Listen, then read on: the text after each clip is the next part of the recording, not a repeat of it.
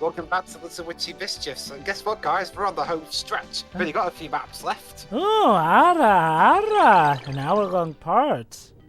Now we're in the snow. Mm-hmm. So, yeah. So do we meet? Are we done with actually meeting new people? Yeah, pretty much. Are you sure about that? Yes, Okay. Sure. Map 10 at the beginning seems to have some extra dialogue, but it probably just a bunch of people we already know. So, right. So do these heroes even know about the main villain they're facing yet? But again, I mean, all they know is what they've been told from the good witches. Yeah, that's also another thing. Again, like we mentioned, a game like Project the Uncle Cross Capcom and its sequels usually spends time for the characters to have to reflect upon their events and deciding what to do next. In here, again, it's treated more lightly. The characters are just going by the motion, and when they interact, it's just for the sake of, saving people from them and saying, well, let's go together, which is a nice sentiment still, but, we're still not reflecting much about their predicament. There's no culture clash, which is usually a big appeal when it comes to this kind of crossover, seeing how these two franchises, a couple of franchises who might not have a lot of things in common aside from Also, we got some the other Aurora elements. Borealis slowing down the screen. Oh god, the frame rate. Could actually, interact if they are compatible, if there are similarities, differences, and all. Like I said, again, this kind of game does feel like a prototype for more developed crossovers of sorts. Actually, that's a question since you know more than and I don't know anything, but you can mention in a bit. The Transformers crossover game between the Bayformers and the War for Cybertron line, I forgot which, Rise of the Dark Spark, right? Yes. Where you told me where the two factions don't even meet in the first place. Nope. So I guess there's not even like a remote shred of culture clash in that. Well, okay. Let me put it like this. Essentially, what connects the two is the Dark Spark, which is popping in between universes. Yeah, okay, it's kind of like the IDW comic book Infestation, which is technically a crossover between different properties, Star Trek, Ghostbusters, Transformers, and someone else I forgot. But the factions do not meet, and instead are dealing with a bunch of interdimensional traveling zombies. Yes, really. Sadly, Yeah, this is just lovely. A fight where I can barely see the green mist because of the Aurora Borealis. it's funny you mention interdimensional zombies too, because guess what? The Dark Spark has the potential to raise the dead, so...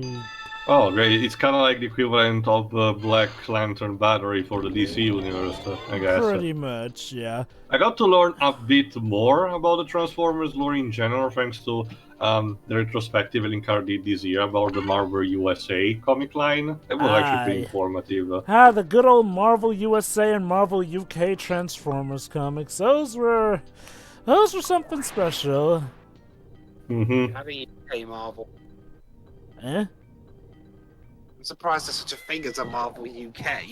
If I recall correctly, it was done for the sake of saving on printing and shipping costs. They just had people working there. Fun fact: in the actual Historia and collection of multiverses that Marvel tends to have in catalog, these two different lines are technically labeled as separate Earths. So the Marvel Transformers one is its own, and the Marvel UK Transformers is it's another one entirely.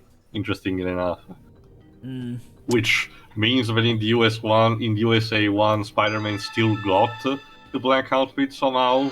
Yeah. Interesting. I love how Spider-Man was able to beat up a Decepticon.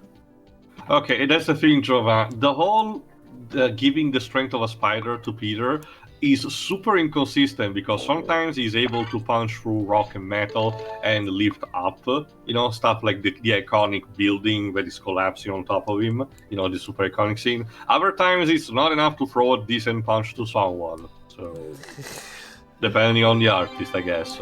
But, the sort of crossover this game seems to be is about where characters go, oh, hi, I'm from another world. Me too. I'm a magical girl. Well, I can do this. We should team up. And so on and so forth.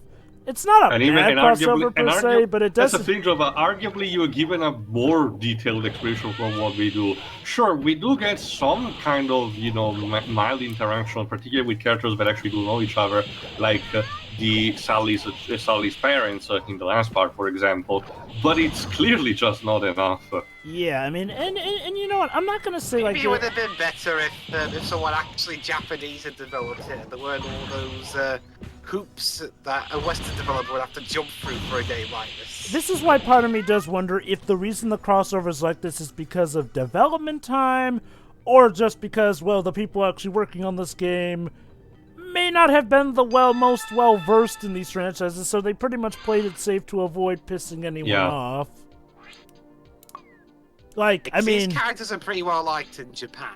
Like, I mean, don't get me wrong. I mean, I'm not gonna act like they did a crappy job here.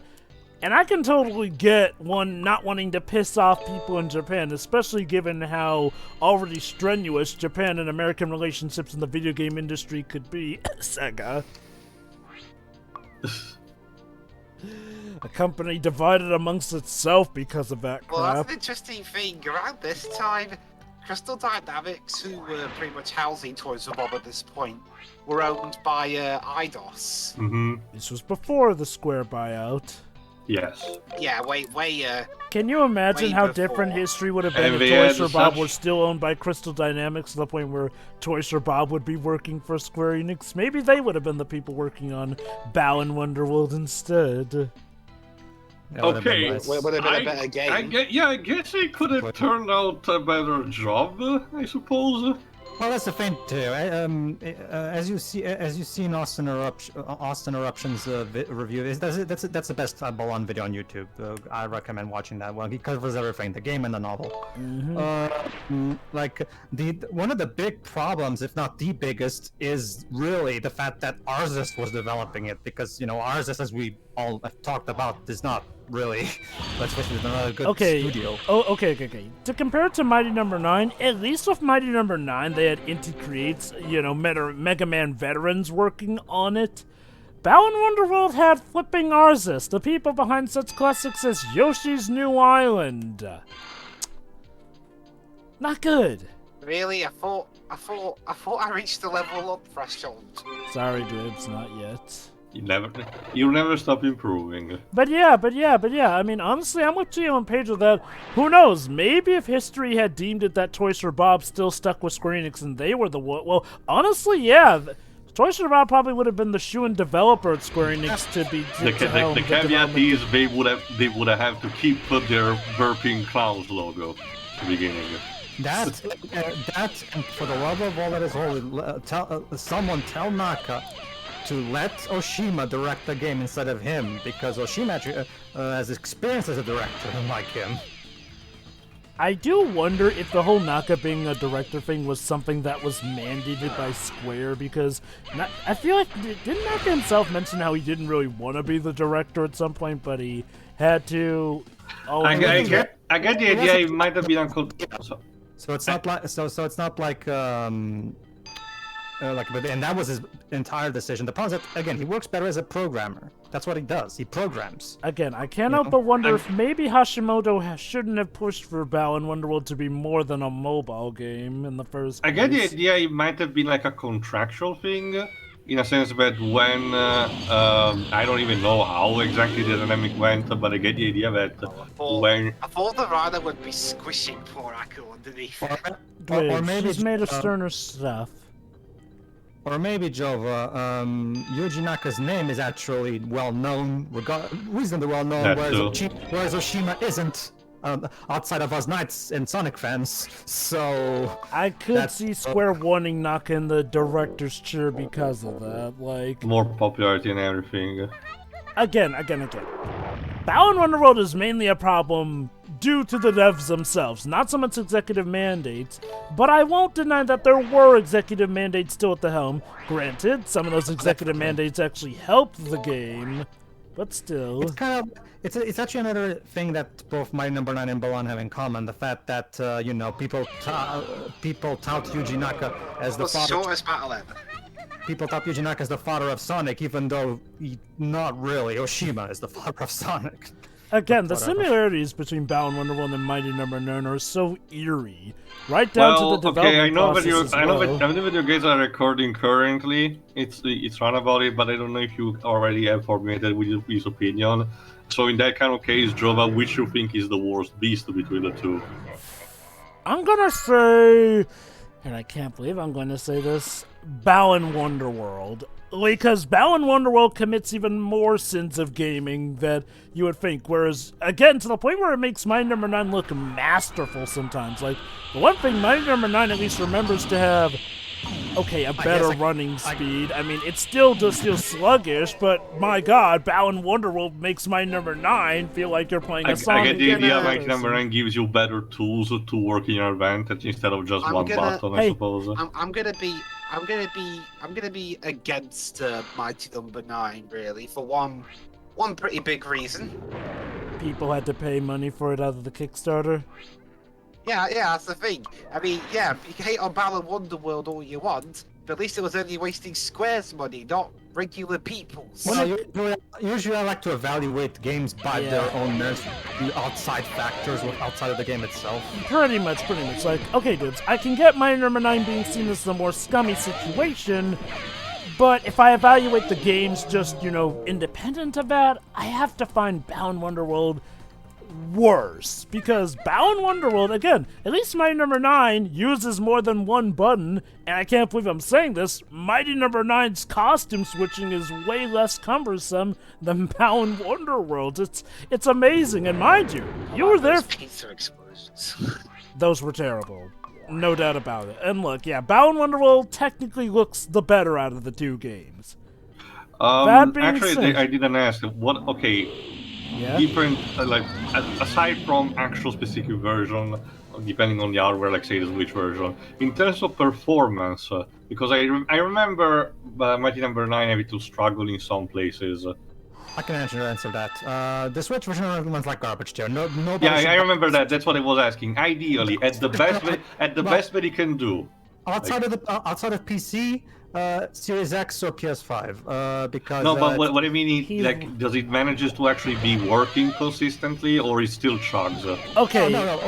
PS4 version runs, there's the occasional drops, but it's something that you will not notice while you're playing. Like, it's fine. Like, it's only really the Switch version that's really egregious, really. That being said, there are a lot of cases of glitches which cause unfair deaths, which a lot of people have reported, which are way more common than they should be.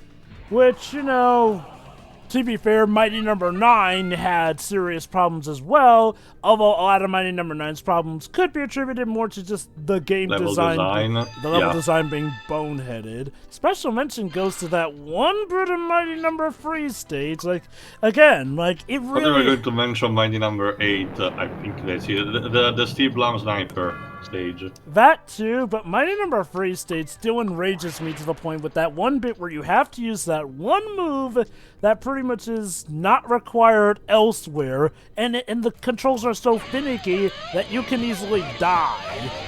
I'm amazed actually that for my actual recording of the game I got through it just fine, whereas during the demo, well, you remember those infamous deaths, and it's terrible. But seriously though, comparing Mighty Number 9 and Balan Wonderworld are the two are like two sides of the same coin. They share so many similarities, and both ended up being disasters, and, well, sadly, Mighty Number 9 probably got more out of its name because it got the Mighty Gunvolt Burst games, which are actually pretty good, and may or may not get some new mobile resurrection thanks to level 5 or something, I don't know. Mighty Number 9 is an actual menu in the Nino Kuni mobile game. The last concept game was a mobile game, so I'm pretty sure they're gonna stay on mobile for now. Okay. The Mighty Gunvolt Burst games, made by Inti Creates, let me be specific, concept had little to nothing to do with those games turning out to be good. That was mainly Inti Creates trying to salvage what they could out of the sinking ship. The Mighty Gunvolt Burst games, from what I've seen and played, are actually pretty good. I'm sorry. I didn't get one single hit. He flew out. One. I'm slipping.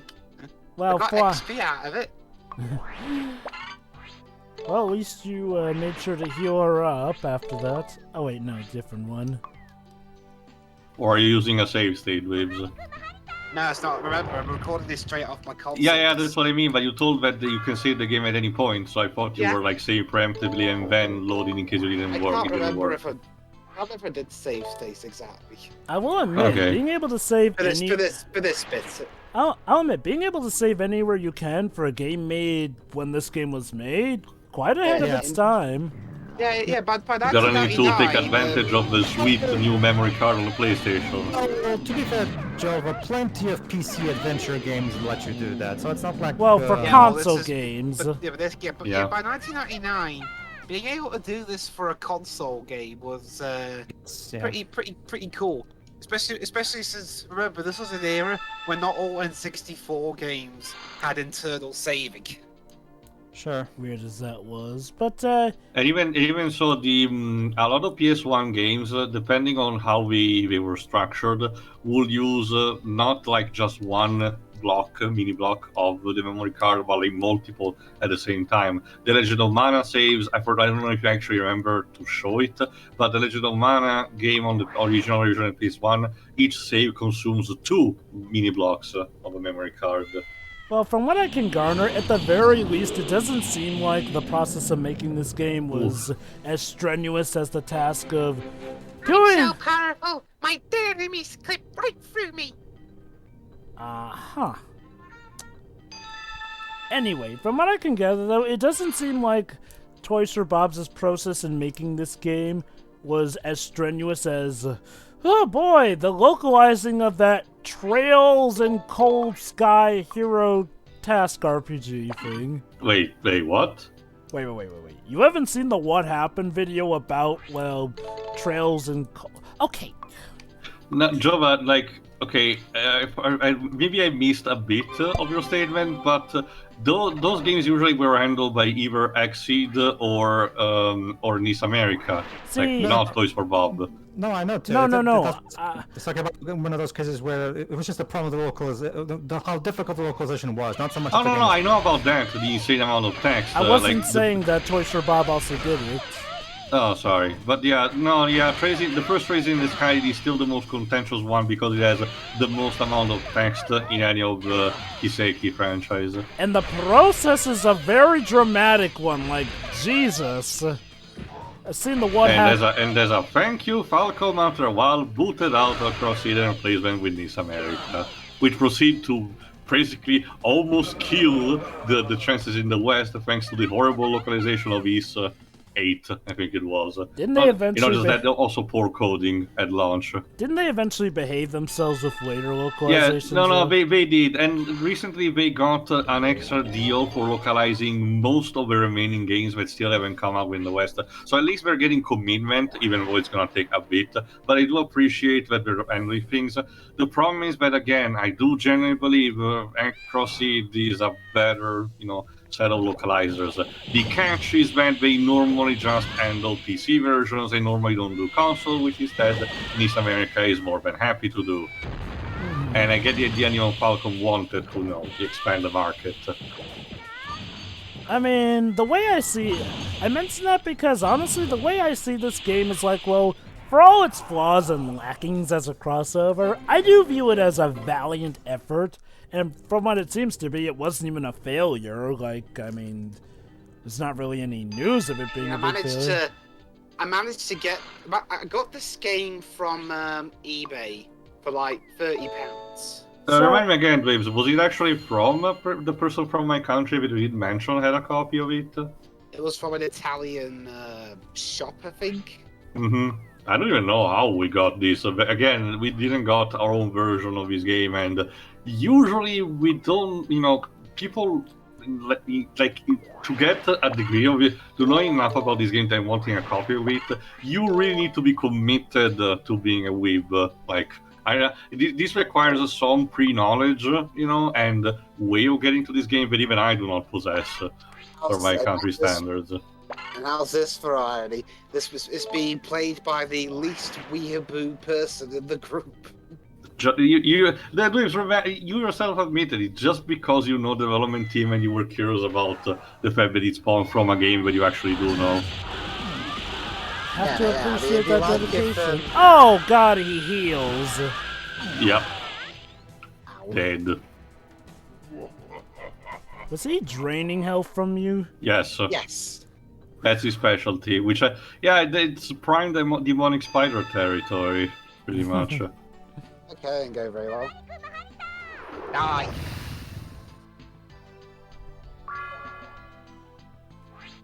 Okay, Go get him. But he will do soon. Just don't let him drain you. I will avenge him. Whatever her name was. Jesus. That was quick. Well, I guess she's more overpowered at this point. Well, I guess in her case, revenge is a dish best served in the microwave. Please don't tell me you're one of those people that believe that, second-day microwave lasagna tastes better when, when it's actually properly cooked. Wait, people Well, actually believe that? Sometimes I do both. Surprised.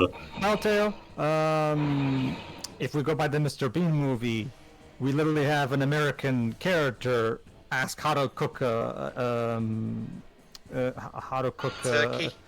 turkey, and the British character decides to literally stuff the entire turkey in the microwave. So It explodes, but so I guess that's just the British way to.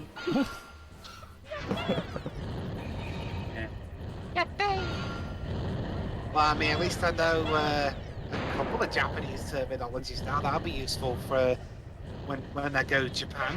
Do you actually remember in this occasion to actually hit the pillars? Hopefully. I mean, I'm pretty sure. First of all, I want to get the ones where I do know where they are. Oh, and the mummy's stuck on the treasure chest. Good. Well, I mean, it's a mummy, so I'm not expecting it to be smart, but still.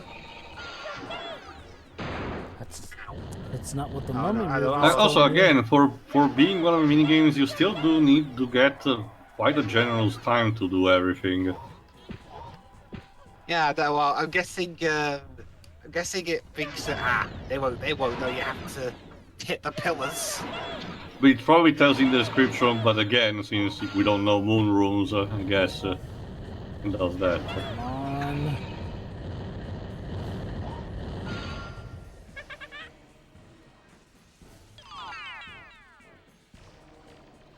Okay, 88 XP.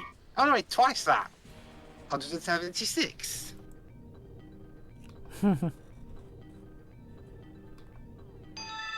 Okay. There we Okay. go. We're getting there. Fight time. Boron can fly longer. Cool, I guess. Now it's time for Sally to have a go. What's on the this minigame instead? Oh, the Captain pump. Planet one. Yeah. Yeah. With our powers combined. Actually, ask what it. be the Captain Planet equivalent Alright, for give magical it Hold a on. girls? story.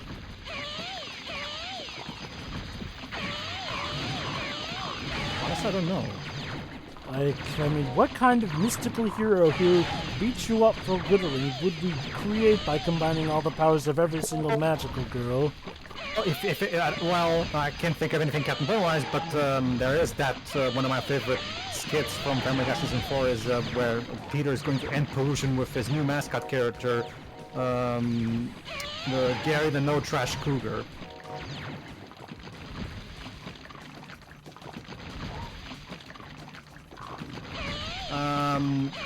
Where he literally picks up a gun and the outfit even has blood coming out of the the cougar's mouth. Sorry, like pick up that trash. Like, have you guys seen that clip? No, actually. It's actually really fun. Have you seen the one from Robot Chicken where Captain Planet is actually Ted Turner and he tries to he's trying to save the planet by bursting into the office building that are going to launch the Grand Canyon, and he kicks Seth MacFarlane in the balls so hard his voice turns into Seth Green's. Well, that's the thing that those two shows kind of have a part, because remember, Seth Green and Stefan Fun are friends and co-workers, so they love making fun of each other's shows a lot. It's kind of a running gag. It's kind of like the Nostalgia Critic and AVGN had that it's back in the the day. fast robot creature. Yeah, I So- remember. So Pedro, has Family Guy become enjoyable again yet? No. No, Comedy Central still wasted whatever they have. Well, actually, too. No, it's still Fox, which now is Disney. My bad. Sorry. No, like. I'm getting confused with all the horrible Comedy Central shows. Which is Sorry. ironic. Doesn't Family Guy show up on Adult Swim, which is tailored to the same channel as Cartoon Network? Funny That's a- story. The last time we had Adult Swim round here, it was tied to E4. That's the thing, Jova. Like, I don't think that show even airs there anymore. Really? Huh. I don't think so. I Oh, wouldn't and know. by the way, guys, there is a dialogue part. Oh, hello. Now we get all the witches together, I guess. All together on a broom. Okay, and Cool Ah, that story, was a bro. cutscene. was that the end? Oh, wait, no, That was a another thing. map. I guess in a sense that the party is complete or something. Even though they've already been complete, so... No, I guess like this 10th map is where you get last witch or something. Like in another game, but it feels like that should have been like the opening FMV. Or like an ending Rainbow of Road. sorts. But yeah, might as well ask you, since you're very passionate about food and its cooking and all that stuff. Like, what do you think of Mr. Bean in his movie trying to stuff an entire turkey in the microwave? I'm not sure where he found a microwave that big for a start. Big enough. Well, in the movie show, it's an American microwave, so maybe their microwaves are bigger than ours. But who would microwave a turkey? Well, that's the thing, Sheila. They needed something to cook in a hurry because the guests were already here and they had nothing. So Mr. Bean's plan was just to stuff the turkey into... Because remember, it's Thanksgiving. That is not going to cook in the microwave. Oh, Alright, Yep. who's this girl? You go ahead, Shiwi. Oh. This is the spirit world. Wow, this place is beautiful. The thought spirit sure world it is a was bunch of Akko. rainbow Not roads. Ayako. yeah, I thought sure it was Akko, whatever. But things have been getting rough here recently. I won't stop until the spirit queen is captured. Yeah, wait for the spirit queen to be captured. Oh wait. I can't Sorry. wait for that. You see, I think I worded it wrong a bit. damn Dwibs, now you're hogging the walls even in your own playthroughs. Yeah, don't forget, Dwibs, you assigned sure to Akko. That was an Ace Attorney reference, guys. Yes. Anyway, so, yeah, Liraru, new character. I don't think we've run into her yet, so... Remember, Either she was, that or we have- she was the character at the very beginning. you Yeah. know, during the opening sequence that was begging for help. Not God, just that, it's Joe, but been we've so been using her long. more. That's because we have never used her as a unit. She has been doing most of the healing so far from the control point. Yeah, she's our base guardian, pretty much. So let me Basically, guess, she's an original basically, the character game- meant to you get a tie game all for- these characters together, isn't she? basically, if your base protector dies, it's game over. Okay. So if I understand... Oh, so she's like the boss, technically, that a mook would face. Yeah. Huh. So, is she like... So is she an original character made to unite all these characters? Yeah, well, her and her older sister, her mom. I don't know what relation they are.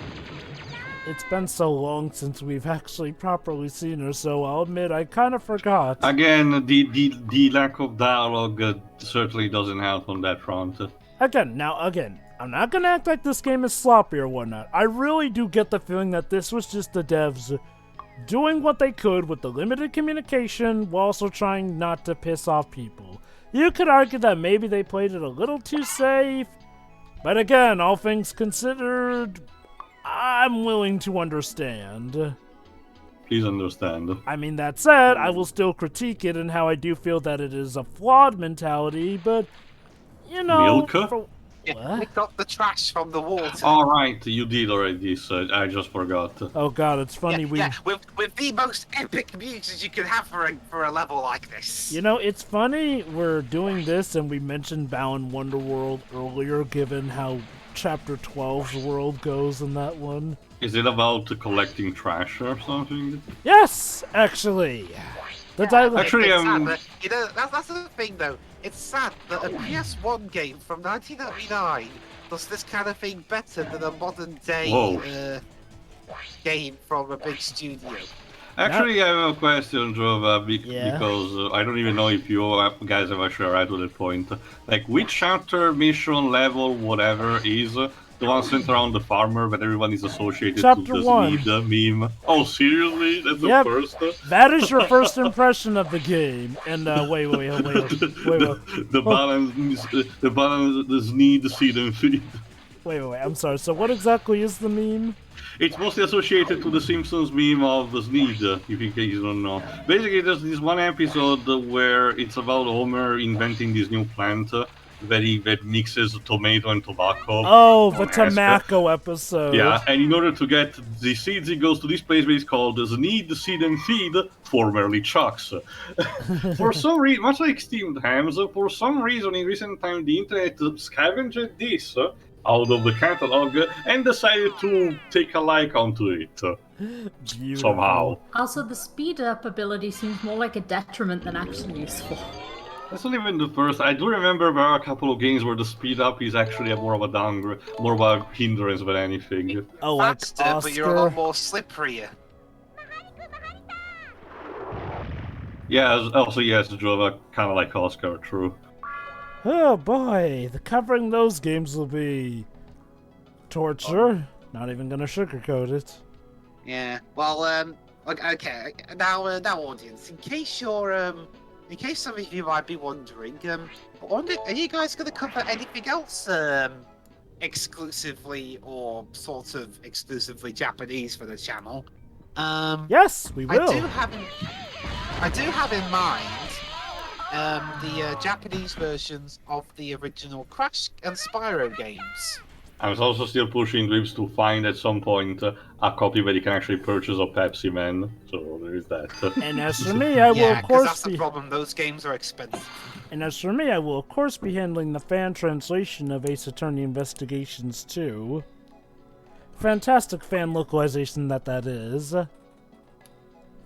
I guess, okay, if I really have to... Sorry.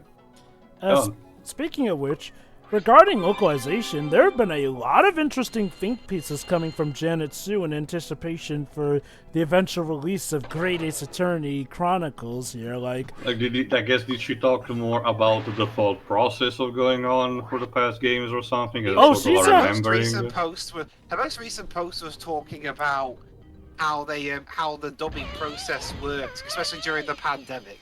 Yeah, especially considering again they had to hire people from a bit all over the place. So. Basically, but mostly they worked with a group called Side UK, who basically Janet Sue decided that unlike the other games, at least the ones that included voice acting, they actually decided to go for proper British actors as opposed to Americans putting on accents. Actually, Dwibs, what she wanted was people of Japanese descent putting on British accents, given how, that's what the characters are. For the characters that are Japanese. Like the assistant, the my equivalent.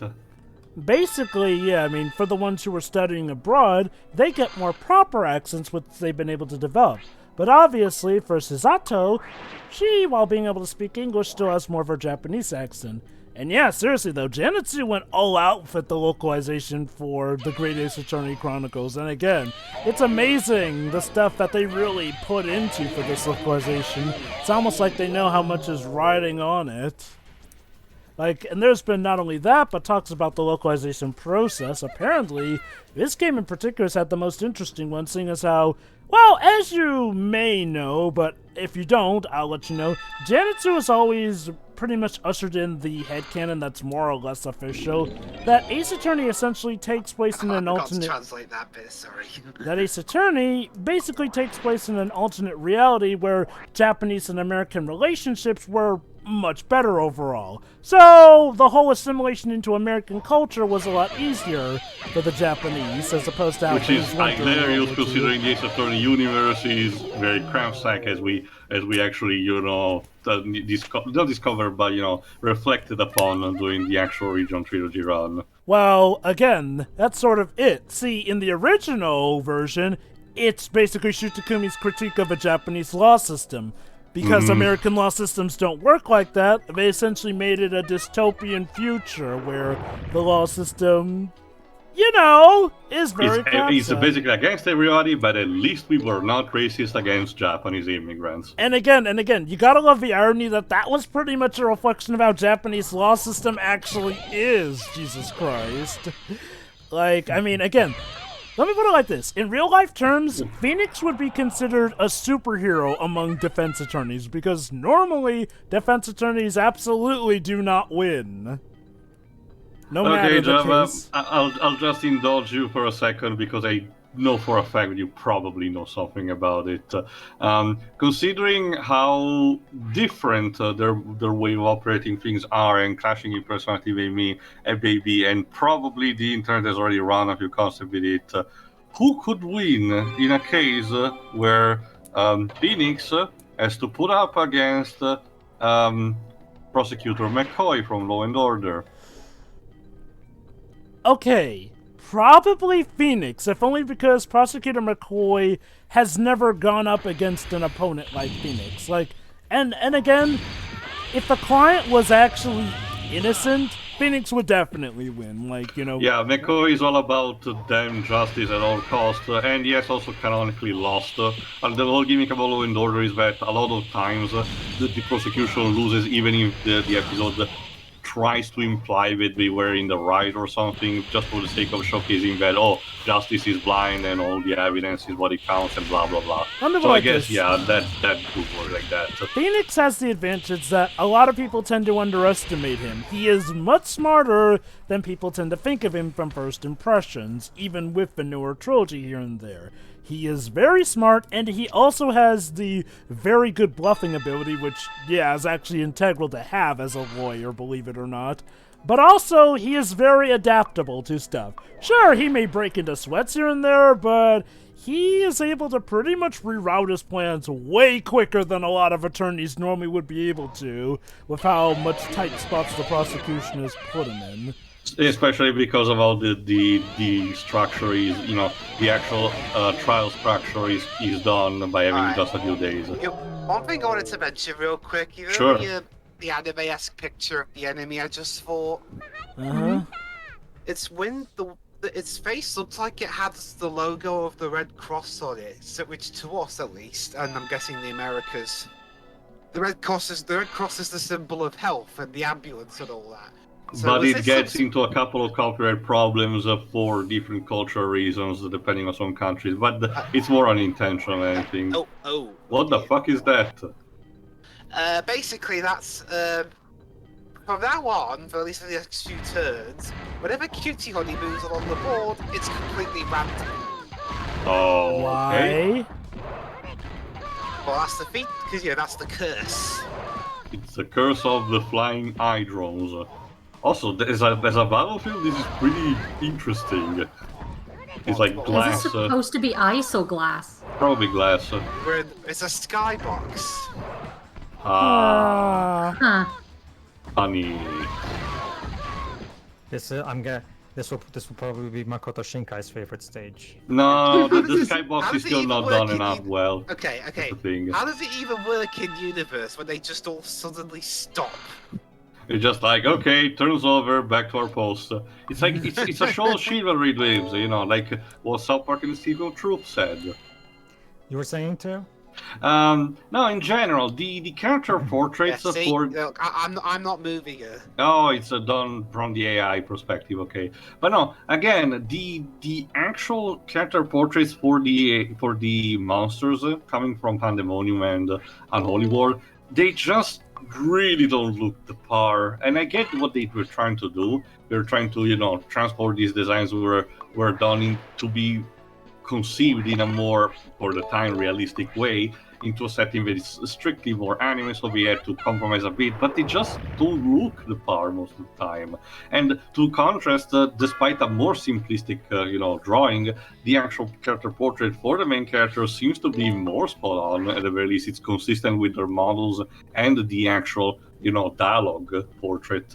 So there's that. But look at this. Like this only gets the color and a bit of a shape right, but otherwise it looks like it looks like it could belong to a different character altogether. Like, and that's one of the better examples anyway. I wouldn't say it's the worst, but there is definitely it's mostly also a nitpick, Jova, because again, it's just another presentation. You know, when I actually beating the shit out of it, that's probably one of the bester things that I get to know. And keep in mind that, you know, working for this particular kind of things is hard to begin with, because if you like, for anyone in the audience as well, if you've ever played recently the Project Cross Zone games, some of the actual character sprites when you actually had to battle the enemies can fail to look the part. Particularly Frank West is one of the more infamous ones, where he looks like that Brendan Fraser just to fuck my shit up meme image. I feel like Project Cross Zone 2 perfected the whole It translating. did improve on that, yes, at the very least. Because again, we had to work on the 3DS hardware, so it was just more a conversion on that, and to allow them to perfect a bit more. They even toned down the jiggle a bit for that one. Well, that was mostly for the animated cutscenes. Cosmos and Tieros also still have their Uteneritas laser beams from their chest, which, yes, does involve, you know, exposing the jiggle physics. Well, seriously, though, one of the memes people have about Project Cross Zone was like, well, from what I've seen, a lot of people were expecting every girl to jiggle a hell of a lot in Project Cross Zone. That's because the animation for the anime stuff, both for the opening and the actual animated beat that you get for the special attacks, were done by people who worked on Gainax, which is mostly notorious for doing that kind of thing. That explains the name of the trope, Gainaxing, then. Exactly. Okay, who do I pick next?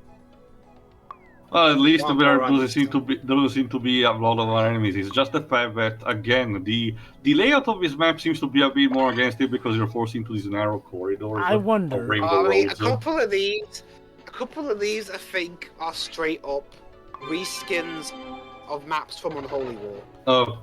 Maybe some type of terrain. We've been talking strictly about, the fact that you're divided by these rainbow roads, which are like one hexagon, larger. Okay, now that I think about it, maybe the reason we saw a cutscene of the people flying on that broom was to show them flying up to this world? Towards this place, I guess. Again, there's still like a lack of information. Even to this. Seeing this right now does make me wonder how we're going to pace out our Project Cross Zone parts when we eventually get to those. Well, that's the thing, Jova. I can tell. Okay, maybe I should tell you more later, but regardless. One thing I should mention about this level: this is the last level in which you have the mini games.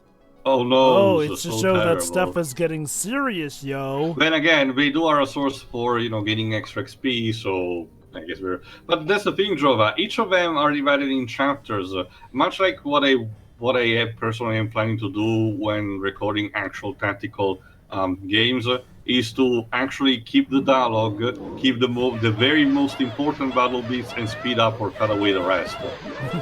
That's going to take a lot of editing, given how well, you know what? Jova, I just spent 2 months finishing up an entire Xenogears run. Doing exactly just that. It's less complicated than it sounds. I'll probably be the one who ends up recording Project Cross Zone 2. Not bad sound graphics actually for this era. It's still rough, of course, irritating, and it gets everywhere. And mind you, Teal, I feel like there's been somewhere that we may be getting Project Cross Zone 3. Don't quote me. Still, no, Java. You have to remember, the person who was in charge of the project, and I mean, since Namco Cross Capcom, did left Monolith quite a while ago. So it was kind of like the main soul behind those. Sure, technically speaking, the company can do another one if they want, but I get the idea they might not, just for the sake that they don't have the same creative energy behind it. And it's a shame because, 2 does not end on a cliffhanger or anything. If anything, it's one of the more conclusive.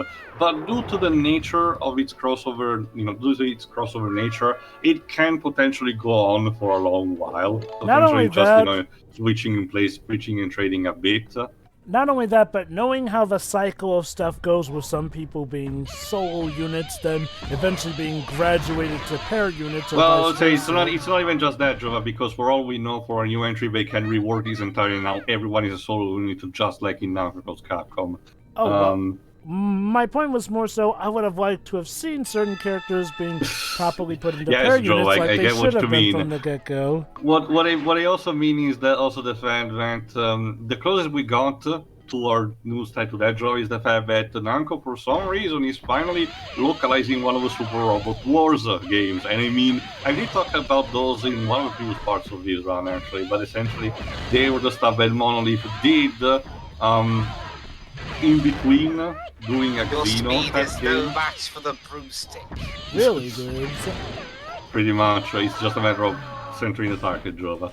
But the more recent games, I think, were done by other people, but the entire point was essentially just reunite the entire mecha genre and applying the combat system that was, started in Xenogears to that degree. And it just worked for that crossover factor, but due to the licenses, people essentially understood that those games would have never left Japan, and at best, people will just be able to rely on fan translations. That's why eventually Namco trying to branch off and make a spin-off series called, if I recall correctly, Super Robot Tyson OG for the Game Boy Advance, which involves strictly original characters. And it did work because the original characters were very interesting to work, like Sangar Zambult. But now with the most recent one, which is instead using the original idea approach of having people from the mecha genre. Sorry, go on. I'll explain that power I just used. Basically, it freezes all enemies where they are for a couple of turns. Also, I've seen that these minigames spawned instead of just being present from before. Alright, so hopefully this attempt at the ice level will be more successful. Probably not. But essentially, yeah, Joe. Essentially, the Steam version of this new Super Robot Tyson game is actually being localized and it's coming out like in October or something, which took everyone by surprise. It's still probably keeping just the Japanese dub and keeping the English text, which it did have, but it was strictly, just available for Japanese audiences and you needed to import a copy potentially. But yeah, instead now we're getting this. But no, I get the idea that if we ever get another game similar in scale to Namco Cross Capcom, it would be, something different. I will still be okay with the idea of still, center around the same agency of Shinra and the character attached to it, Regiment Xiaomu, just taking it for a different direction. That's all. There's also the fact, Jova, that as time passed, the relationship between Reiji and Xiaomu is getting a bit more awkward as the year pass by. But again, I'll tell you more after we're done with this part. I've done it. Oh, what, there was something more after Project Cross Zone 2? No. Again, I'll tell you after this part. Really? I didn't get 85. Maybe I didn't clear it fast enough, but that's why I didn't get the double.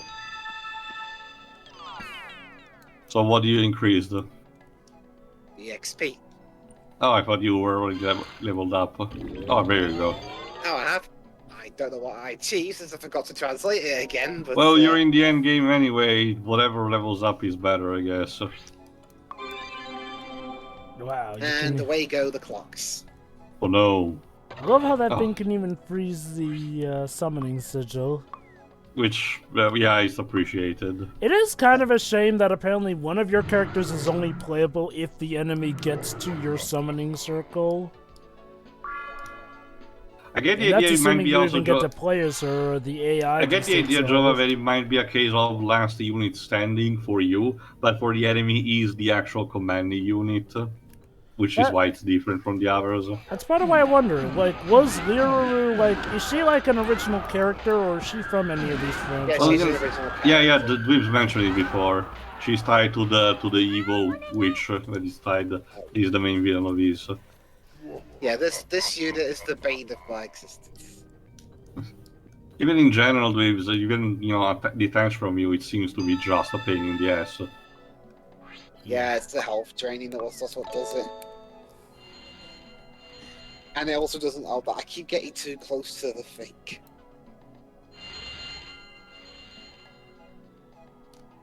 And now, Lundlund is out of the picture for now.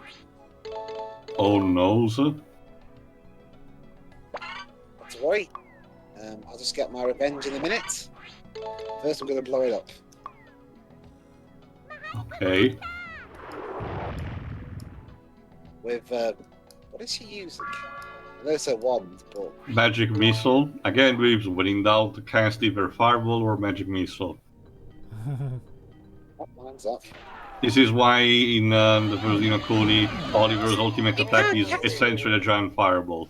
You can't catch me. I'm on a broomstick. Okay, bitch. it does form a fire column on contact, but it does start as a fireball. Yep.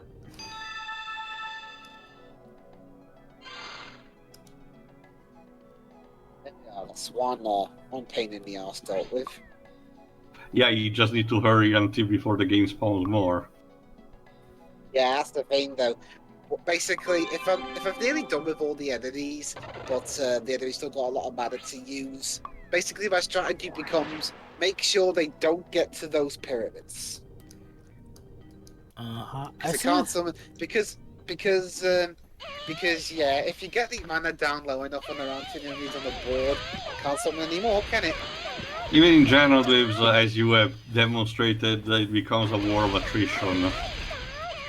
Question to have you actually gotten around to getting all the martial methods in the DLC stuff? Oh, what, Kuni 2? No, far from it. Well, no, okay, all the...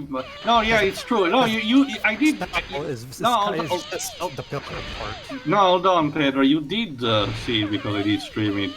I just did not finish the Colosseum, that's all. Oh, okay. Also, that was a weird battle music. Time's up, shall we? Call a truce? Pretty much. I'm actually wondering if Crossroads also has another variation of that fire spell. I mean, it might, considering its kind of gacha nature, it is to be expected that each character has like a signature move or something. Sure, that's most likely.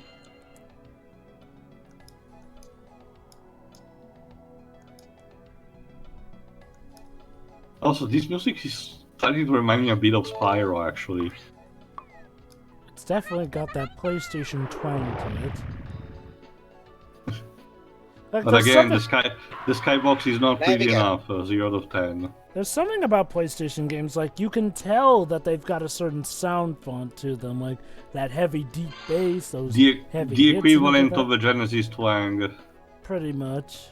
The thing though, this is using Red Book audio. It's not sequenced or anything, from what I understand. I think that may start to do more with the PlayStation sound chip or whatnot, because again, it definitely sounds like the same thing that comes from the likes of Crash Bandicoot or Spyro games. And as you said, pointed out to Dwibs, as the years have passed by, different composers used different type of synths attached to the PS1 sound chip, which produce different effects.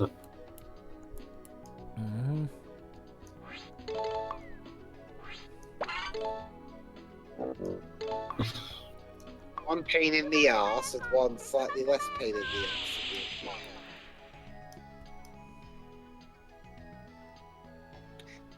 I actually do wonder if some of these map themes are actually slight remixes of the actual old anime's main themes or something. Usually they get something like that. Some of the anime themes, I don't think they are. Also, yeah, interesting placement for a mini game. We're right near the end. This is the last one of the mini games, and yet we're still picking apples. I mean, why not? Good for you. I mean, we've just been fighting monsters that suck our soul, and we're picking up apples. You know what they say? Don't you see, Dwibs? This is the slice of life segments to the action. You know what they say? An apple a day kills the doctor away. Oh no, wait, that's not Again, it's like I said before. If they tried a game like this again and they wanted an anime approach, Majokko Magic would be a good idea. Except the twist is that when you're actually trying to get an apple, it bangs on your head and you die. Yeah. Twist the mini games around a bit so they're more violent. That's one heavy apple. That feels like a very screwed up alternate timeline where of Newton dying before. In that instance. He was an asshole anyway.